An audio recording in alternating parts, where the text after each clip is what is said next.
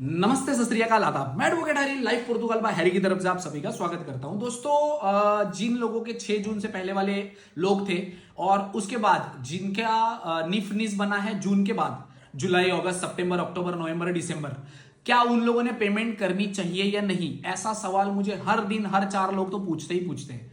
एक क्लाइंट ने यह भी कंफर्म किया, सर हम किसी पोर्तुगीज लॉयर के पास गए थे, मैं नाम नहीं लूंगा, उन्होंने कहा कि मत भरो, आपको कोई फायदा नहीं होगा, आपको कार्ड नहीं मिलेगा। चलो ठीक है, मान लेते हैं, नो प्रॉब्लम। मैं आपको डाउट क्लियर कर देता हूं और लॉजिकल आंसर देता हूं, जो अगर आपको सेटिस्फैक्शन लगे तो आप मुझे बोल देना, ठीक है। सबसे पहले तो लॉ कहता है, जो लॉ पास हुआ है वो कहता है कि आपका निफ और निस 4 जून से पहले बना है तो आप एलिजिबल होते हो। प्रैक्टिकली ये लॉ है, ठीक है।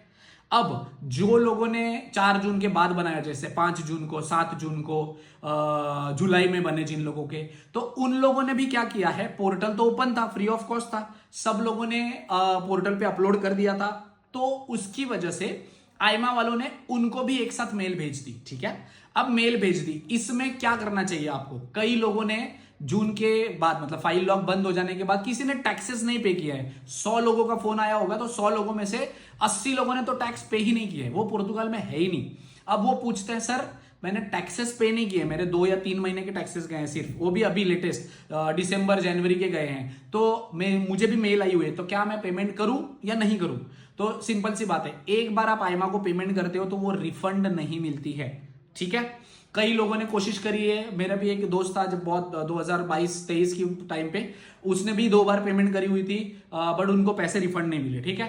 तो वो रिफंड नहीं मिलते। सबसे पहली बात, अगर आप पेमेंट करते हो तो क्या वो आपको कंसिडर कर सकते हैं या नहीं कर सकते हैं? तो सर कंसिडर करने के भी सिर्फ आपका 4 जून से पहले या बाद वाला सिस्टम नहीं है ना। कंसिडर करने के लिए आप सबसे पहले, आपका जब से निफनिस बना है, क्या आप पोर्तुगाल में हो या नहीं हो? क्या आपने यहाँ पे जॉब कॉन्ट्रैक्ट, आप काम कर रहे हो, आपने टैक्सेस पे किए हैं सारे महीने के, यहाँ पे रहे हो, यहीं पे टैक्सेस पे किए हैं, और अब जाके आपको ईमेल आई है तो आप पेमेंट करने वाले हो। ये सारे फैक्टर्स, ये सारी चीजें वो कंसिडर करेंगे, उसके बाद आपको कार्ड देना या ना देना डिसाइड करेंगे ना। इसमें कोई भी आपको क्लियर नहीं कर सकता कि कंफर्म आपको कार्ड मिलेगा ही या नहीं मिलेगा। 4 जून से बाद वाले लोगों को अपॉइंटमेंट आने के बाद क्या कार्ड उनको मिलेंगे नहीं मिलेंगे, तो ये बहुत सारी चीजें उसमें इन्वॉल्व हैं। आपकी मर्जी है, आपका कॉल है। लॉ तो कहता है 4 जून से पहले वाले जो लोग हैं उन लोगों को कार्ड मिलेगा, बट आईमा ने जितने लोग, बेसिकली उनका होता है सिस्टम, तो 100 लोगों ने, जो 4 जून वाले हैं उसमें से 20 लोग हैं, 20 लोगों ने पोर्टल पे अपलोड किया, और बाकी के जो 80 लोग हैं वो 4 जून के बाद वाले हैं, उन्होंने भी पोर्टल पे अपलोड किया। तो सिर्फ आईमा के सिस्टम को कैसे पता रहेगा कि वो, हो सकता है उन्होंने, अभी सिस्टम तो नया नया हो रहा है, आपको तो पता है मेंटेनेंस में चलता रहता है, हो सकता है उनके पास सिस्टम ना हो कि बाइफरगेट कर ले 4 जून से पहले वाले और 4 जून के बाद वाले, तो उन्होंने सब लोगों को एक साथ भेज दिया। यहां तक कि मैंने ये भी कंफर्म किया कि जिनका कार्ड रिन्यू है उनको भी भेज दिया है, जिसके पास पोर्तुगीज नेशनलिटी है उनको भी वो सेम मेल आया हुआ है पेमेंट करने का, ठीक है।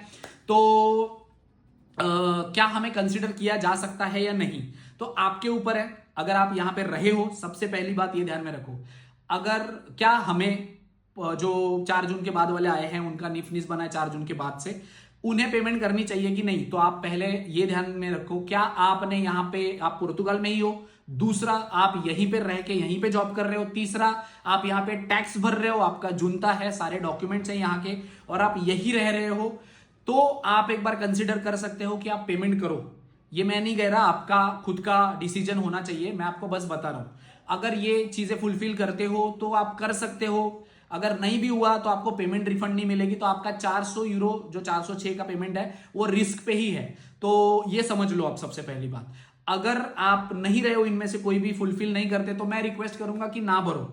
कई लोग 6-8 हजार रुपया इधर बैक टैक्सेस डाल के इलीगल तरीके से करवाते हैं, पैसे भी चले जाते हैं और कार्ड भी नहीं मिलता। लोग आके यहाँ पे ऑफिस में रो कर गए हैं, मुझे पता है, 6 से 8 हजार यूरो डाल के गए हैं, तो फायदा क्या है? कुछ फायदा नहीं है। तो मैं आप सभी से रिक्वेस्ट करूंगा, अगर आप सारी चीजों में फुलफिल करते हो तो करो, अगर आप सारी चीजों में फुलफिल नहीं करते तो मत करो। पेमेंट ना करोगे तो बेहतर है, आपके 400 रुपए बचेंगे। अगर कर भी देते हो, क्या पता वो एक्सेप्ट कर ही ले आपको और कार्ड दे ही ले, पर आपके टैक्स वगैरह भी कंसिडर होंगे ना, तो वो भी आपको देनी जरूरी है। रेस्ट आप होशियार हो, आप डिसीजन ले सकते हो, अकॉर्डिंगली डिसीजन लो। सेम सवाल मेरे को बार बार ना पूछो। अगर इसके रिलेटेड और कोई आपको इन्फॉर्मेशन है तो आप वीडियो के नीचे कमेंट कर सकते हो। Thank you so much.